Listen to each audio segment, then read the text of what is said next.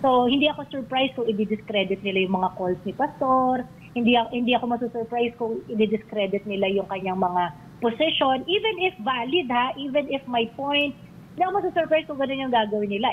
Dinemanda nga nila ng sangkaterba, yung mga kasong patay na binuhay pa nila What we're noticing now is right after ng nangyaring election, everything was silent. Hindi ganun kaingay But what's relevant now sa ating social media is when Pastor Apollo C. Quiboloy was pushing for a manual recount.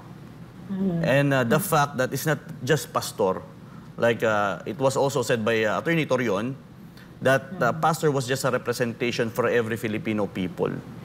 Kung saan, nakikita natin like the mainstream media, parang nabulabog sila lahat Kasi tahimik wala naman nagre-react Pero pagdating sa komento ni Pastor patungkol sa nangyaring eleksyon, ay talaga naman nagbuhos yung social media, yung iba't ibang mga mainstream media, patungkol sa naging reaksyon ni Pastor. Ano po masasabi nyo dito na parang nabulabog ang buong media sa naging komento lang po ni Pastor patungkol sa manual recount?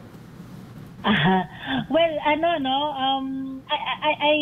do not personally see the reaction of the mainstream media on the comment of Pastor Quiboloy. Pero I will not be surprised kung kasi talagang grabe yung pandidikdik nila kay Pastor Quiboloy And they have to complete the eradication of Pastor Quiboloy as a force to be reckoned with sa Philippine politics. So, hindi ako surprised kung i-discredit nila yung mga calls ni Pastor. Hindi ako masusurprise kung i-discredit nila yung kanyang mga position. Even if valid ha, even if my point, hindi ako masusurprise kung gano'n yung gagawin nila. Dinemanda nga nila ng sangkaterba, yung mga kasong patay na binuhay pa nila and they did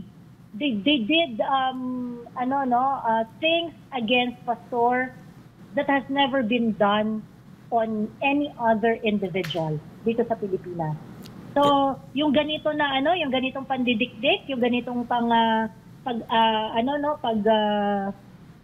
pagdurog kay Pastor sa mainstream media or sa social media na questionin yung kanyang mga political stand or questionin yung kanyang mga posisyon on certain national issues, not surprising, to be honest.